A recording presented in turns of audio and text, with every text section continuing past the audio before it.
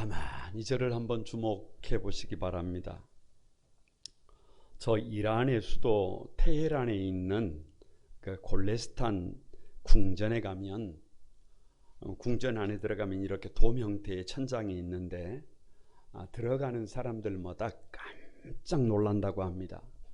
다이아몬드를 장식해 놓은 휘황찬란한 벽을 보고 그 아름다움에 감탄하게 됩니다. 그런데 자세하게 들여다보면 사실 그 천장은 다이아몬드가 아니라 잘게 부순 유리 조각입니다.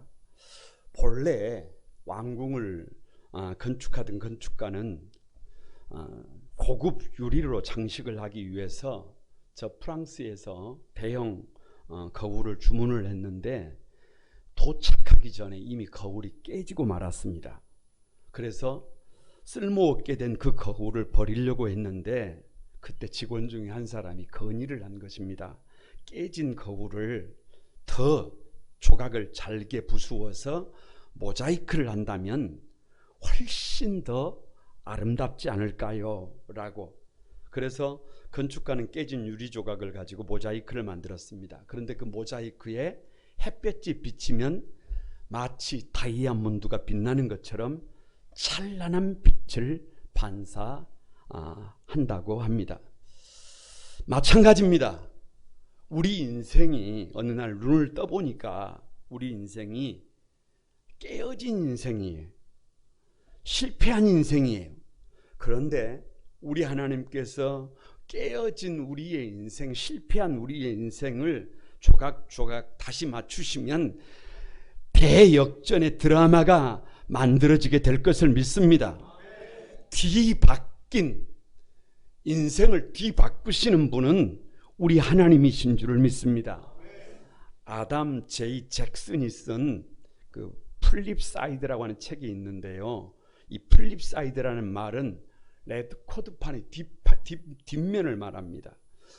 신문을 볼 때 어떤 그 신문의 뒷면을 얘기하는데 어떤 현상의 이면을 말하는 그 지칭하는 것이 플립사이드라는 말입니다.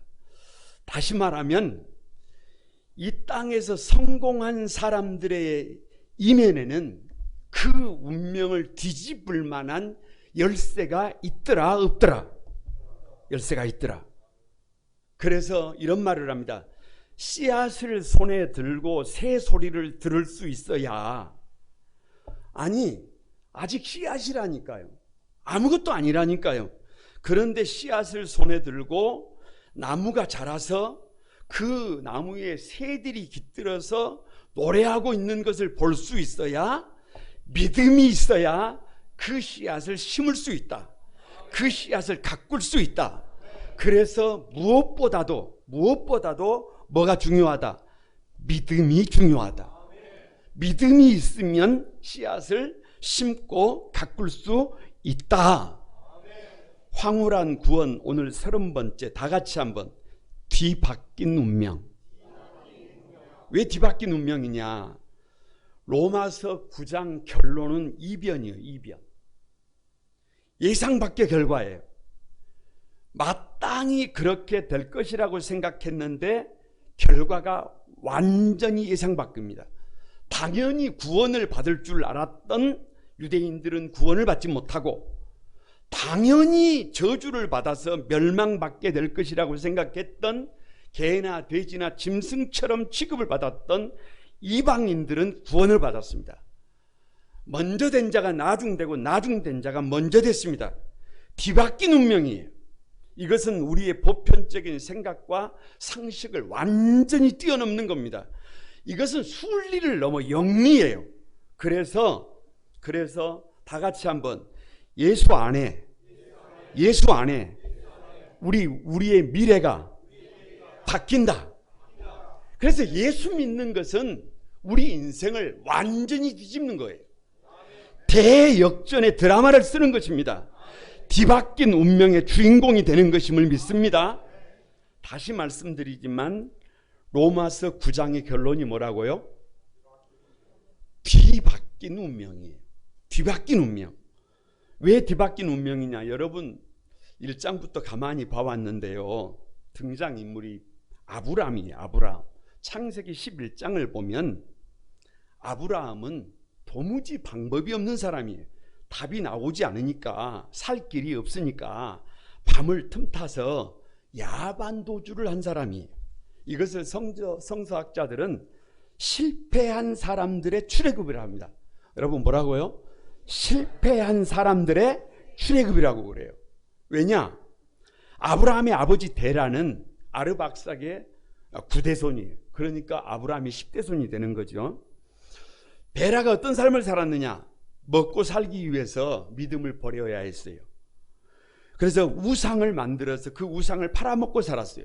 먹고 살기 위해서는 해서는 아니 될 일을 한 사람이 아버지예요. 그래서 데라라는 말은 지체시키는 자예요. 한마디로 말하면 비참한 삶이에요. 살아오겠다고 믿음을 버렸는데 살기는커녕 세상에서 정말로 보잘것없는 인생이 되어버린 겁니다. 자식들에게 좋은 환경을 만들어주고 싶어서 해서는 안 되는 일까지 하면서 살았는데, 여러분 큰 아들 아브람은 75세가 돼도 자식이 없고, 둘째는 결혼도 못했는데 아들만 하나 낳아서 손자를 두고 밖에서 비명 행사했습니다. 사는 것이 아닙니다. 그래서 야반 도주한 것입니다. 그 데라의 아들이 아브람입니다. 아르박삭, 가장 약한 자의 10대 손이에요. 약해져서 더 이상 약해질 수가 없는 사람, 더 이상 낮아질 수가 없는 사람, 더 이상 잃을 것이 없는 사람, 그런 아브람을 하나님이 부르신 줄로 믿습니다. 아브람아, 너는 복의 근원이 된다. 너를 축복하는 자를 내가 축복하고 너를 저주하는 자를 내가 저주하리니 천하 열국이 아브람아 너를 통해서 복을 받는다. 이건 말이 안 되는 얘기예요. 이건 우리의 생각으로 불가능한 일이에요. 아무리 생각을 하고 또 생각을 해도 방법이 없어요. 희망이 없어요. 내일이 없어요. 전혀 답이 없는 상황입니다. 그런데 여러분 꼭 기억해야 해요. 아브람이 하나님을 부른 것이 아니라 하나님이 아브람아 불러주셨습니다. 마찬가지예요. 저와 여러분이 하나님을 부른 것이 아니에요. 하나님께서 어느 날 춘기라 라고 누가 부르신 거예요? 하나님이 부르신 거예요. 능력이 있어서가 아니라니까요. 최고여서가 아니라니까요. 여러분 정갈해서가 아니라니까요. 각도가 나와서가 아니라니까요. 깨끗해서가 아니라니까요. 아멘이라도 하시기 바랍니다. 잘나서가 아니랍니다. 하나님께서 아브라함을 조건 없이 선택하신 것입니다. 우리를 조건 없이 선택하신 것입니다. 아브라함은 그 부르심의 응답에서 여호와의 이름을 불렀고 여호와를 믿었고 아브라함이 변하여 아브라함이 되었고 하나님을 경외하면서 뒤바뀐 운명의 주인공이 됩니다. 아니, 열국의 애비가 됩니다. 믿음의 조상이 됩니다. 우리도 그럴 수 있어요.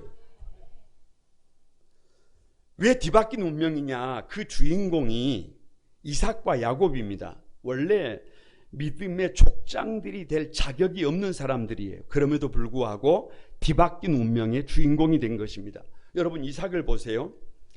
우리는 생각할 때 아브라함의 자식들이 이삭뿐이라고 하는 잠시 착각을 할 때가 있어요. 그러나 그것이 아니에요. 여러분 제가 한번 했습니다마는 지금부터 이름을 얘기하면 뒤에다가 있고만 하면 돼요. 있다. 하갈에게서 난 이스마엘도, 거기다가 그두라에게서 난 시므란도, 욕산도, 무단도, 미디안도, 이스박도, 수아도 많다니까요. 자식이 많아. 혼자가 아니에요.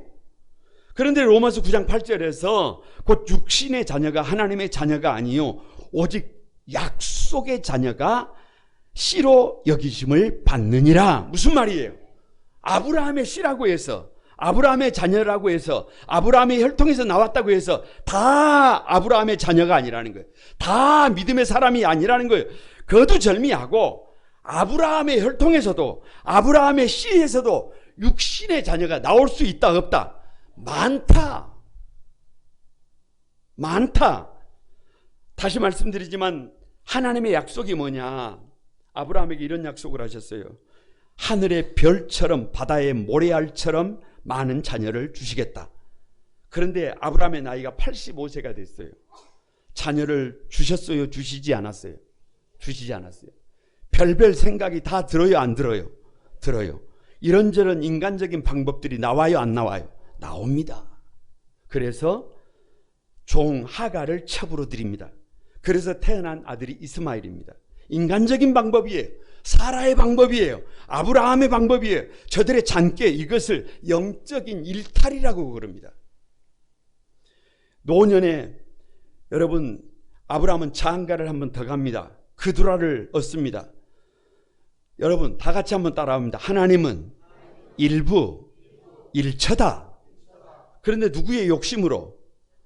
아브라함의 욕심으로 6명의 자녀를 두었지만 약속의 자녀가 아니라는 거예요. 그러니까 우리의 생각대로, 우리의 욕심대로, 우리의 감정대로 그냥 살아놓고 그것이 누가 하신 일이다, 하나님이 하신 일이라고 할 수 있다 없다? 없어요. 오직 하나님께서 약속하신 이상만 답이 나오는 것 같지 않아도, 늦어도, 도무지 방법이 없는 것 같아도 결국에는 누가 뒤바뀐 운명의 주인공이 되더라. 하나님이 약속하셨던 야곱이 운명의 주인공이 된 줄로 믿습니다. 야곱도 마찬가지예요. 여러분, 이삭에게서 두 형제가 태어났습니다. 장자가 에서입니다. 성경은 에서를 이렇게 기록하고 있어요. 그 피부가 붉고 전신이 털옷 같더라. 여러분, 붉다는 말이 뭐예요? 붉다는 말은 잘생겼다는 말이에요. 전신이 털옷 같다는 말은 남자 중에 남자, 상남자라는 거예요.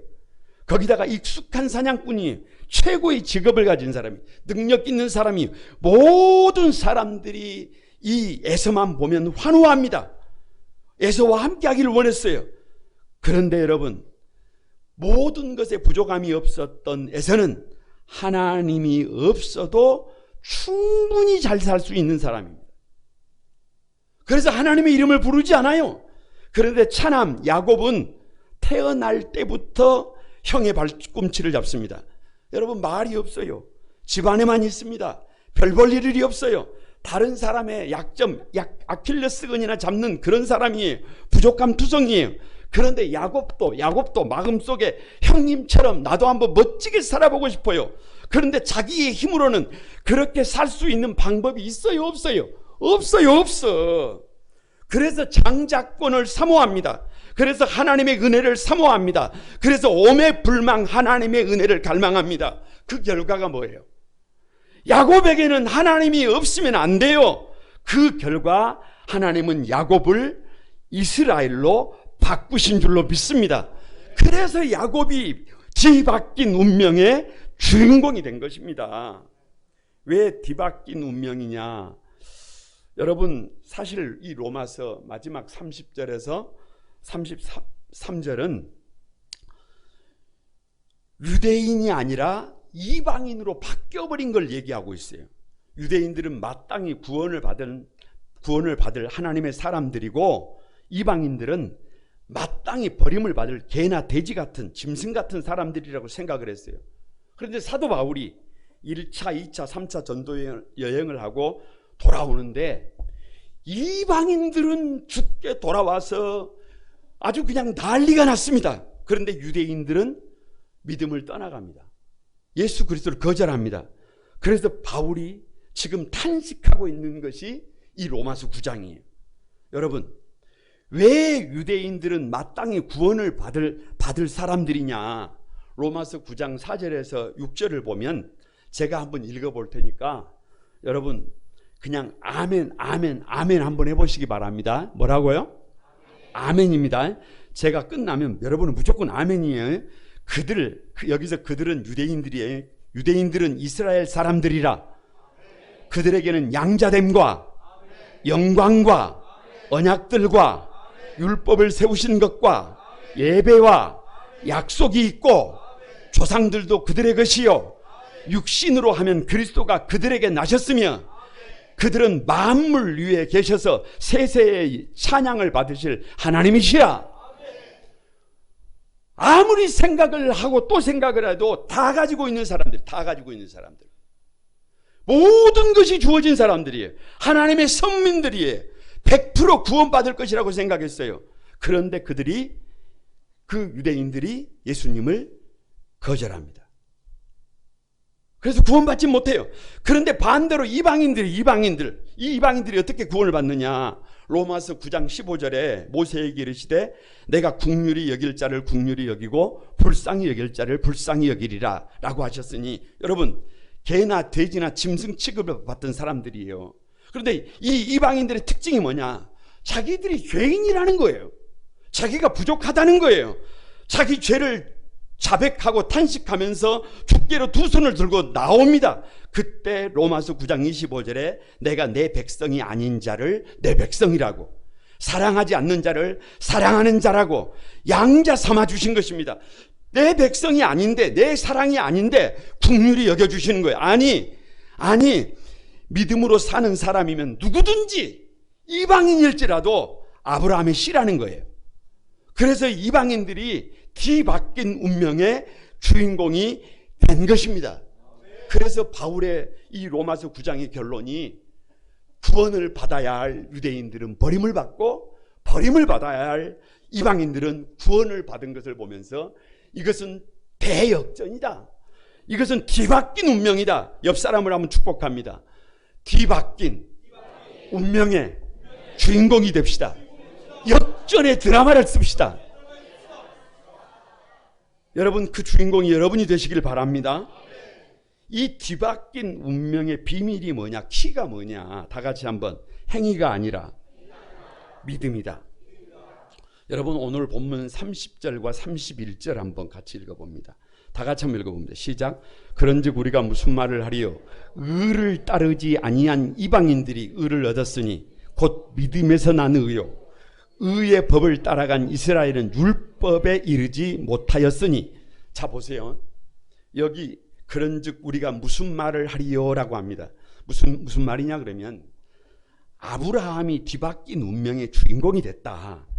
이스마엘이 아니라 이삭이 뒤바뀐 운명의 주인공이 됐다. 에서가 아니라 야곱이 뒤바뀐 운명의 주인공이 됐다.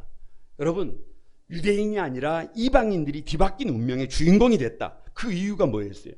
대단해서가 아닙니다. 여러분, 특별해서가 아니에요. 뛰어나서가 아니에요. 뭘 잘해서가 아니에요. 하나님에 대한 태도예요. 뭐라고요? 하나님에 대한 태도예요. 복음에 대한 태도예요. 말씀에 대한 태도예요. 아브라함은 부족함 그 자체예요. 이삭도 야곱도 이방인들도 부족함 그 자체예요. 그래서 그런즉 우리가 무슨 말을 하리요? 더 이상 얘기할 가치가 없다. 이제 가치가 없다. 이제는 능력이 아니라 아무리 부족할지라도 그분에 대한 태도가, 복음에 대한 태도가 우리의 미래를 결정한다. 복음에 대한 태도가 바르게 되어 있으면 우리 인생은 뒤바뀐다, 바뀌지 않는다. 바뀐다. 왜 행위가 아니라 믿음이냐? 유대인과 이방인의 차이가 뭐냐? 누가복음 18장에 보면 자기를 의롭다고 믿고 다른 사람을 멸시하는 바리새인이 나오고 자신을 죄인이라고 생각하는 세리의 기도가 나와요. 그런데 예수님은 사실 이 바리새인을 유대인에, 이 세리를 이방인에 비유하고 있어요. 바리새인의 기도가 뭐냐? 바리새인은 서서 이렇게 회중 가운데 서서 손을 들고 하나님이여, 나는 다른 사람들 곧 토색, 불의, 간음하는 자들과 같지 않고 저 세리와 같지 아니함을 감사합니다. 나는 일회에 2번씩 금식하고 소득의 11조를 드렸습니다. 여러분, 따로 서 있잖아요. 다르다는 거예요. 나는 특별하다는 거예요. 나는 보통의 사람들하고 다르다는 거예요. 손을 가만히 들고 자신은 할 일을 다 하고 있다는 거예요. 금식도 하고 있고 11조도 드리고 있고, 나는 나의 의를 통해서 100번도 구원을 받을 수 있다 없다? 예수님이 필요하다, 필요하지 않다? 필요하지 않다. 누구의 의로? 나의 의로 충분하다, 충분하지 않다. 충분하다. 그래서 이들은 예수님을 믿지 않았습니다. 예수님을 구주로 영접하지 않았어요. 그런데 세리의 기도는 뭐냐? 세리는 멀리 서서 눈을 감고 감히 눈을 들어 하늘을 쳐다보지 못하고 다만 가슴을 치며 하나님이여 불쌍히 여기소서 나는 죄인입니다. 여러분 묻습니다. 왜 멀리 서 있어요? 왜 가까이 나오지 못하고 있는 거예요? 자기 부족함을 안다니까요. 나의 자기 허물을 안다니까요. 왜 감히 눈을 들어서 하늘을 쳐다보지 못하고 고개를 숙이고 있어요? 자기가 자기 죄를 안다니까요. 자기 죄를 알아요. 왜 다만 가슴을 치고 있어요? 자기 부족함, 자기 잘못을 아는 거예요. 내가 죄인이다. 누가 문제다? 내가 문제다. 왜 하나님이 불쌍히 여기소서 나는 죄인입니다라고 탄식하는 거예요. 아무리 봐도 내가 잘한 것이 있다 없다? 내가 잘한 것이 있다 없다? 없어요, 없어. 그래서 나의 의로운 행위를 가지고 구원받을 가능성이 제로다, 제로. 없다. 아무리 생각을 하고 또 생각을 해도 나의 의로는, 나의 행위로는 결코 구원을 받을 수 없다. 그래서 누가 필요해요? 그래서 예수님이 필요해요. 그래서 예수님을 믿어요. 그래서 예수님이 나의 주님이에요. 그런데 예수님은 이 두 사람을 향하여 뭐라고 하시느냐? 내가 너희에게 이르노니 이에 저 바리새인이 유대인이 아니고 이 사람 세리, 이 사람 이방인들이 의롭다 하심을 받고 그의 집으로 내려갔느니라. 다 같이 한번 무릇 자기를 높이는 자는 낮아지고 자기를 낮추는 자는 높아지리라. 바리새인들은 너무 높아서 너무 자기를 크게 봐서 교만에 빠져서 하나님의 마음을 몰라요. 바리새인들은 자기 의를 드러내고 스스로 의인임을 자랑하다가 무너져 버리고 만 거예요. 그런데 세리는 상한 심령을 가지고 내가 죄인입니다. 아무리 생각을 하고 또 생각을 해도 나의 의로는 구원을 받을 수가 없습니다. 행위가 아니라 오직 믿음으로 자기 자신을 드린 줄로 믿습니다. 그래서 뒤바뀐 운명의 주인공들이 유대인이 아니라 이방인이 된 줄로 믿습니다. 왜 행위가 아니라 믿음이냐? 여러분 가슴 아픈 일이에요. 한국 교회사를 보면 한국 교회는 일제시대 때 큰 위기를 맞이했어요. 그게 뭐냐? 강제로 일제의 신사참배를 강요받았습니다. 그 위기 앞에서 대부분이 사실은 신사를 참배했어요. 신사를 참배했습니다. 그런데 그 중에 소수가 사실은 목숨을 걸고 순교하면서 감옥에 갇히면서 신사참배를 거부했어요. 신사참배를 거부합니다. 그런데 일제강점기가 끝나고 난 다음에 이상한 것은 교단이 분열이 됩니다. 왜 교단이 분열이 되느냐 그러면 다른 것이 별로 없어요. 신사참배를 거부하고 죽고 옥고를 치른 목사님들이 신사참배를 하지 않고 호의호식했던 대부분의 목회자들과 함께 할 수 없다고 교단을 분리했어요. 그러니까 사실은 뭐 신학적인 어떤 노선보다도 누구와 함께 할 수 없다는 거예요. 신사를 참배한 저런 사람들과 우리는 함께 할 수 없다는 거예요. 그래서 교단이 분열됐습니다. 참 이상해요. 참 이상해. 뭐가 이상하냐? 신사 참배를 거절하고 죽기도 하고 옥고를 치르면서 그렇게 고생한 목사님들은 목회가 잘 된다 안 된다? 잘 안 돼. 잘 안 돼요. 이유가 뭘까? 신사 참배를 안 하고 감옥에 간 그 목사님들은, 옥고를 치른 목사님들은, 죽을 고생을 한 그분들은 그것이 누구의 의가 된 거예요? 자기 의가 돼요. 자기 의가. 그래서 자기 의가 커지니까 다른 사람들이 작은 것 하나만 잘못해도 어찌 되는 거예요? 문제가 되는 거예요. 문제가 돼. 그래서 율법적이 됩니다. 은혜가 없어요. 그러니까 교회가 안 돼. 그런데 이상한 것은 반대로 신사참배를 한 목사님들은 죄인이잖아요. 죄인. 누가 봐도 그 사람은 뭐예요? 죄인이 죄인. 벌을 받아도 할 말이 없고, 욕을 받아도 할 말이 없고, 손가락질을 당해도 할 말이 없고, 그냥 죄인이. 왜? 신사참배했는데요. 신사참배했어요. 그러니까 자기 의를 자랑할 것이 일이라도 있어요? 없어요? 없어요. 그래서 전적인 타락이, 앞에 서 있는 목회자부터 전적인 타락한 인생임을 누구 앞에 고백하는 거예요? 자기에게 희망을 두지 않아요. 자기의 희망을 두지 않아. 자기가 죄인이, 내가 죄인이, 성도들이 죄인이 아니라 누가 죄인이에요? 내가 죄인이에요. 그러니까 성도들을 어떻게 보고 있어요? 성도들이 잘못을 해도, 문제가 있어도 그걸 어떻게 봐요? 그걸 부정적으로 보지 않고 오히려 그것까지도 품게 됩니다. 은혜로 보듬게 됩니다. 다른 사람들의 흠보다 자신의 흠이 더 크니까, 그러니까 교회가 따뜻해요. 교회가 은혜가 넘칩니다. 바로 이것이에요. 바로 이것. 여러분 혹 남보다 기도를 많이 했다고 해서 여러분이 지금 커져 있으면 여러분 그거 바른 것도 아니에요.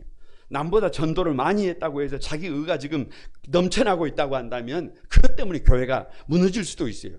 남보다 봉사를 많이 했다고 그것이 은혜가, 자기 의가 되면 은혜가 되지 못합니다. 이것이 자기 행위를 사랑했던 유대인들은 구원을 받지 못하고 자신의 죄인됨을 탄식했던 이방인들이 구원을 받은, 그래서 뒤바뀐 운명의 주인공이 된 이유예요. 이유.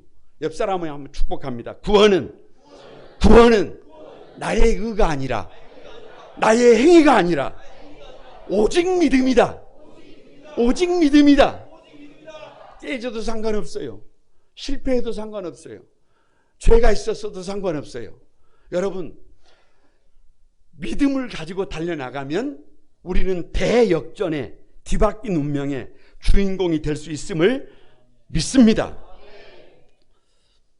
세 번째로, 그래서 로마서의 결론이 다시 뭐냐 그러면 다 같이 한번, 걸려서 넘어지지 말아라. 이게 갑자기 무슨 말이냐, 이게 무슨 말이냐 그러면 32절과 33절을 한번 봐보세요. 32절과 33절 시작. 어찌 그러하냐, 이는 그들의 믿음을 의지하지 않고 행위를 의지함이라. 부딪힐 돌에 부딪혔느니라. 기록된 바 보라, 내가 걸림돌과 거치는 바위를 시온에 두노니 그를 믿는 자는 부끄러움을 당하지 아니하리라 함과 같으니라. 자 보세요. 왜 걸려 넘어지지 말라고 하느냐 그러면 마가복음 12장 10절을 보면 이런 말씀이 있어요. 건축자들의 버린 돌이 모퉁이의 머릿돌이 되었나니, 이렇게 말씀합니다. 건축하시는 분들 알잖아요. 건축을 할 때 이렇게 건물을 세울 때 모양이 안 나온 돌이 있으면 어떻게 해요? 버려버립니다. 버려버려. 근데 뒤에 보니까 그 돌이 뭐가 돼 있어요? 모퉁이 돌이 돼 있네. 머릿돌이 돼 있네. 할렐루야. 그게 누구 얘기예요? 예수님 얘기예요. 유대인들이 예수님을 가치 없다고 비웃고 멸시하고 천대하면서 예수님을 십자가에 버려버렸어요. 죽여버렸어요. 그런데 눈 뜨고 나서 보니까 예수님이 전 인류의 구원자가 되어 있습니다. 할렐루야. 이렇게 예수님은 모퉁이의 머릿돌이에요. 이것은 좋은 점이에요. 좋은 점, 긍정적인 부분. 그런데 오늘 본문은 그런 얘기가 아니잖아요. 예수님을 뭐라고 비유하고 있어요? 예수님을 거치는 돌이라고 그래요. 거치는 돌. 부딪힐 돌이라고 해요. 부딪힐 돌, 걸림돌, 거치는 바위라 그래요. 여러분, 이게 무슨 말이냐 그러면 로마서 9장의 결론이 왜 예수님을 거치는 돌, 걸림돌, 거치는 바위, 도무지 예수님을 못 넘어. 예수님 앞에서 다 걸려 넘어져 버려. 누가? 유대인들이. 왜 유대인들이 예수님 앞에서 다 걸려 넘어져 버리느냐? 사도 바울이 골육의 친척의 복음화를 위해서 기도하면서 유대인들이 믿지 못하는 이유가 뭔지를 가만히 보니까 여러분, 유대인들에게는 예수님이 뭐더라는 거예요? 거치는 돌이라는 거예요. 유대인들에게 예수님 걸림돌이에요. 디딤돌이 아니라 걸림돌이에요. 모퉁이돌이 아니라 거치는 바위예요. 예수님을 결코 넘을 수가 없어요. 이건 사도 바울의 절규예요, 절규. 이건 비통한 일이에요. 이러면 안 되는데, 그래서 간절한 열망을 담아서 저와 여러분에게 말하는 겁니다. 예수 그리스도가 여러분의 인생에 거치는 돌이 되면 안 됩니다. 걸리는 돌이 되면 안 됩니다. 거치는 바위가 되면 안 됩니다. 모퉁이 돌이 되어야 합니다. 디딤돌이 되어야 합니다. 지금 그 얘기예요. 왜 유대인들은 예수님이 거치는 돌이 되느냐, 걸리는 돌이 됐느냐, 세 가지 이유가 있어요. 여러분 좀 들어보세요. 그리고 우리는 절대로 그 함정에 빠지면 안 됩니다. 첫 번째 이유가 뭐냐 그러면 예수님은 유대인들이 원하는 메시아가 아니에요. 유대인들이 원하는 메시아는 찬란한 메시아예요. 찬란한 메시아. 그냥 세상적으로 볼 때 모든 것을 갖춘 어떤 사람이에요? 완벽한 메시아예요. 그런데 예수님은 초라해요. 말 부유에 나셨어요. 나사렛의 목수예요. 아무것도 아닌 요셉의 아들이에요. 여러분, 심지어는 성경에 나사렛에서 무슨 선한 것이 날 수 있느냐? 예수님의 고향 나사렛, 갈릴리 나사렛인데 가불 땅이에요. 가불 땅. 더럽다는 뜻이잖아요. 그 더러운 땅 중에서도 가장 더럽고 천한 곳이 나사렛이에요. 근데 거기서 무슨 메시아가 나오느냐는 거예요.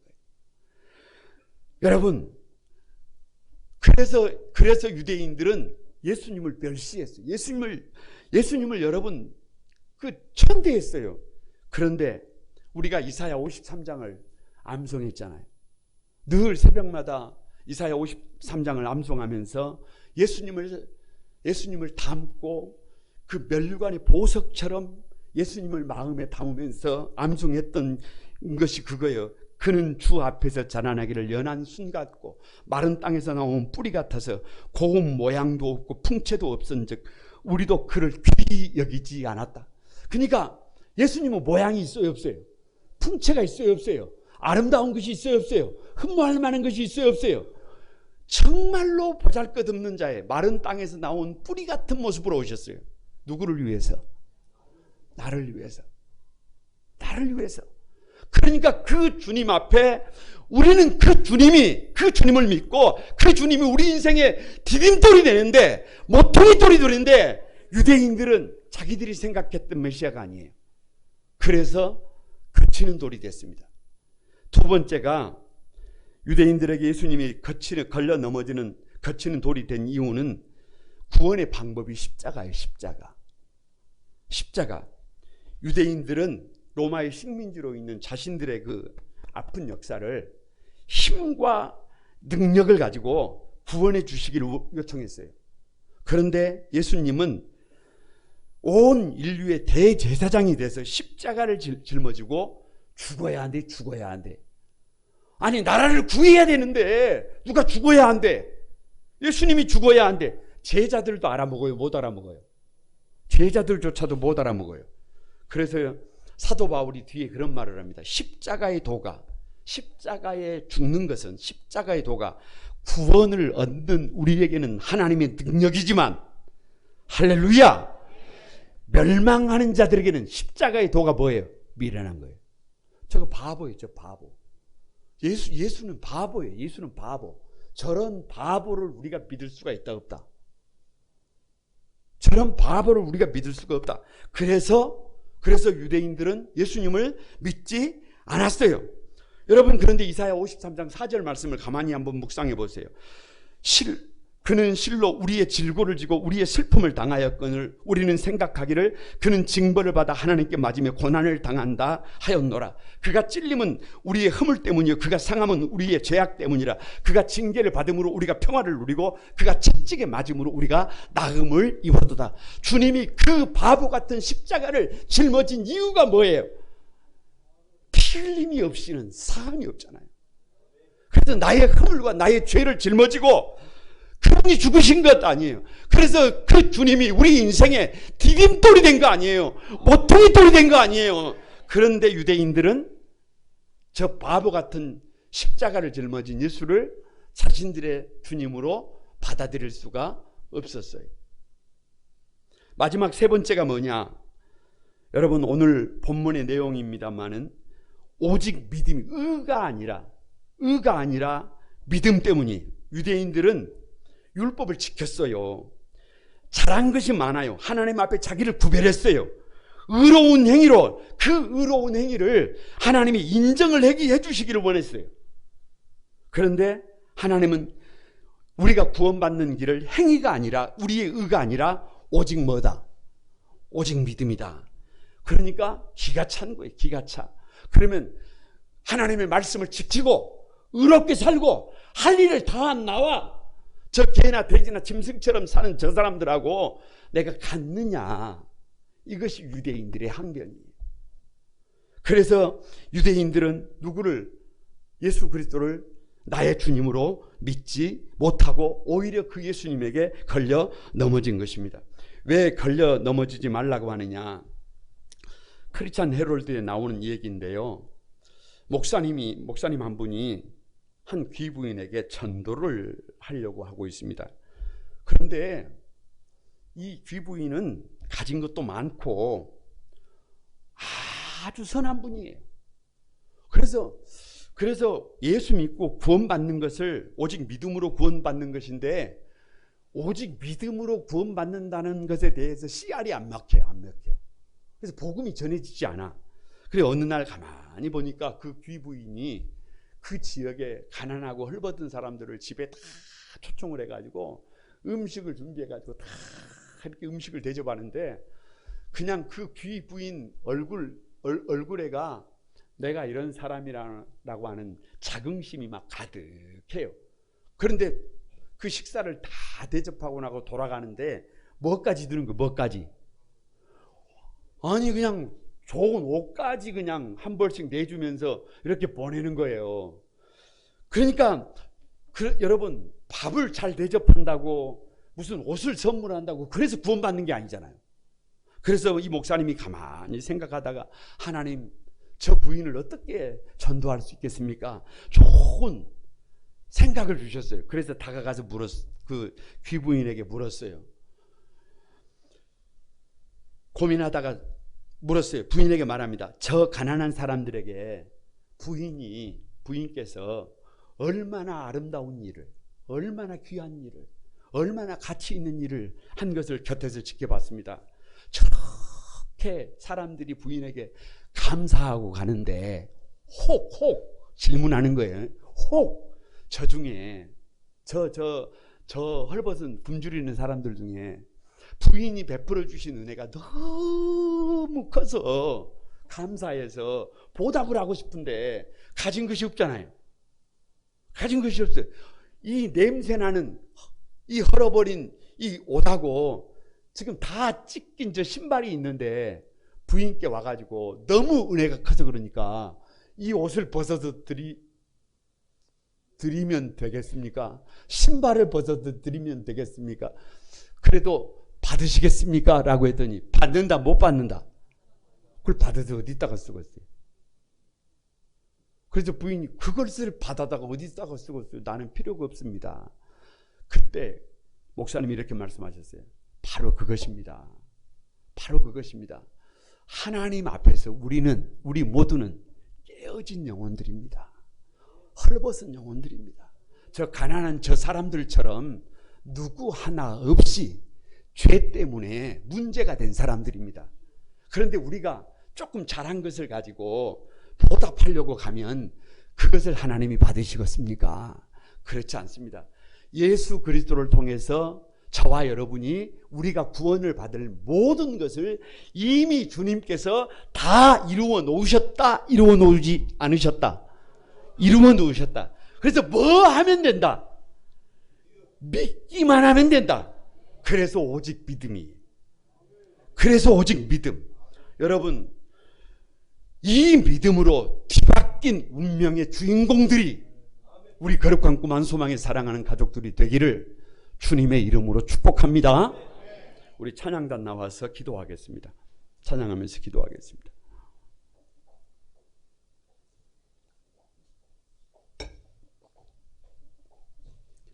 부르신 곳에서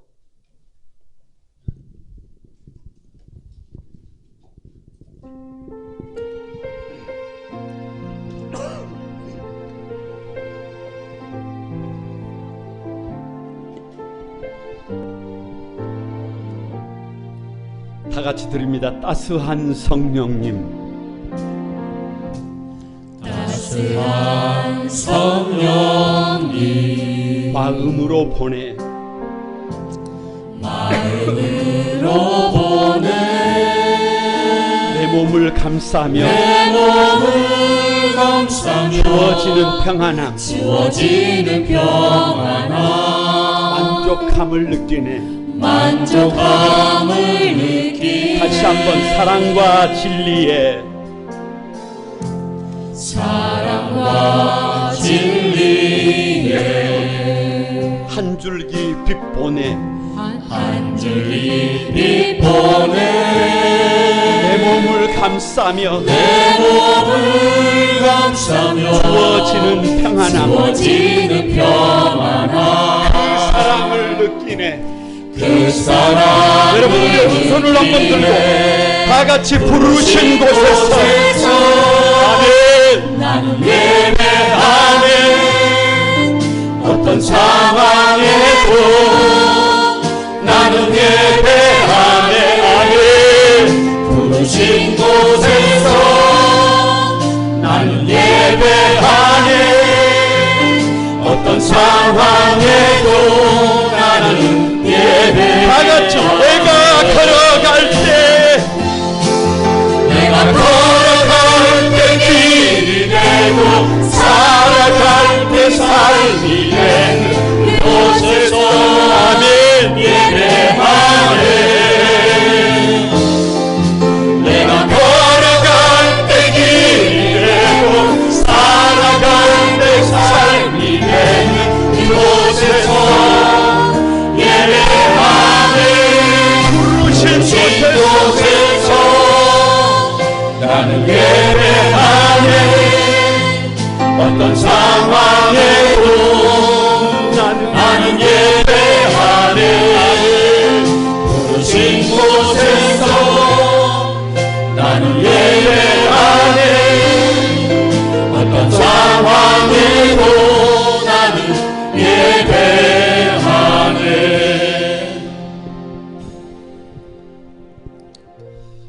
여러분, 우리 같이 한번 기도하겠습니다. 우리 교회는 내일부터 양주 예양교회 백성훈 목사님을 모시고 2박 3일 동안 변화산에서의 휴가라고 하는 제목을 가지고 부흥성회를 갔습니다. 여러분, 예수님을 만나면 운명이 바뀝니다. 대역전의 드라마가 펼쳐집니다. 절망이 변하여 소망이 됩니다. 원망과 불평이 떠나가고 감사가 가득합니다. 행복한 그리스도인이 됩니다. 뒤바뀐 운명의 주인공이 될 수 있습니다. 행위가 아니라 오직 믿음이에요. 예수 그리스도 앞에 걸려 넘어지지 말고 예수님이 저와 여러분의 디딤돌이 되기를 소망합니다. 한 주간 동안 특별 새벽 기도회를 가만히 드리면서 부흥회가 기다려집니다. 여러분, 7번의 집회입니다. 시간을 좀 구별해 보십시다. 마음을 좀 쏟아 보십시다. 입을 크게 열어 보십시다. 마음이 있으면, 열망하면 하나님은 은혜 위에 은혜를 부어주실 것을 믿습니다. 목사님을 부르셨던 것처럼 우리를 불러주시고, 목사님을 만나셨던 것처럼 우리를 만나주시고, 목사님을 사용해 주셨던 것처럼 우리를 사용해 주시기를 고대합시다. 그래서 이번 성회가 우리에게 주시는 성회가 되도록 해달라고, 여러분 이 시간 우리 같이 한번 주여 삼창하고 같이 한번 동성으로 하나님 앞에 기도하겠습니다. 다 같이 기도합니다. 주여, 주여, 주여. 거룩하신 아버지, 뒤바뀐 운명의 주인공, 대역전의 드라마가 하나님 저 이스라엘 백성들 가운데, 하나님 저 유대인과 이방인들 가운데, 믿음의 조상들 가운데 뒤바뀐 운명의 주인공이 바뀌고 말았습니다. 하나님, 오직 행위가 아니라 오직 우리의 의가 아니라 믿음, 오직 믿음이었습니다. 예수 그리스도 앞에서 예수님이 우리의 디딤돌이 되게 도와주시고 믿음이 우리의 보통의 돌이 되게 도와주셔서 하나님 예수님 앞에서 넘어지지 않도록 도와주시고 이번에 7번 성회를 통하여 시간 우리 하나님 역사해 주시옵소서. 회복의 바람이, 은혜의 바람이, 치료의 바람이, 능력의 바람이, 성령의 바람이 불게 하여 주시옵소서. 주님께서 종을 부르셨던 것처럼 우리도 불러주시고 종을 만나셨던 것처럼 우리도 만나주시고 종을 사용하여 주셨던 것처럼 우리도 써 주시옵소서. 거룩하신 주님, 은혜와 사랑을 감사드립니다. 모든 것을 다 가졌지만 유대인들은 버림을 받았고 이방인들은 개나 돼지나 짐승 취급을 받았지만 대역전의 주인공이 돼서 뒤바뀐 운명의 주인공이 됐습니다. 행위가 아니라 오직 믿음으로 그 믿음의 주역이 된 줄로 믿습니다. 하나님, 예수 그리스도가 믿음이 우리 인생의 디딤돌이 되도록, 우리 인생의 모퉁이 뜰이 되도록 아버지 축복해 주옵소서. 이번 부흥성의 7번의 집회를 하나님 아버지 시간 가만히 달려갈 때 하나님 역사해 주시고 회복의 바람이, 치료의 바람이, 능력의 바람이, 기적의 바람이 불게 하여 주옵소서. 우리 거룩한 꿈 한소망교회에 베풀어 주신 아버지의 베풀어 주실 그 하나님의 은혜를 사모하며 성도들과 함께 지난 한 주간 동안 아버지 하나님 간절히 기도한 우리의 기도를 들어주시고 내일 저녁부터 하나님의 그 넉넉한 은혜의 보좌 앞에 우리 모두가 아버지 하나님 사모하는 마음으로 설 수 있도록, 그래서 주님의 터치하심을 경험하도록 축복해 주옵소서. 예수님의 이름으로 기도드리옵나이다. 아멘. 546장 찬양입니다.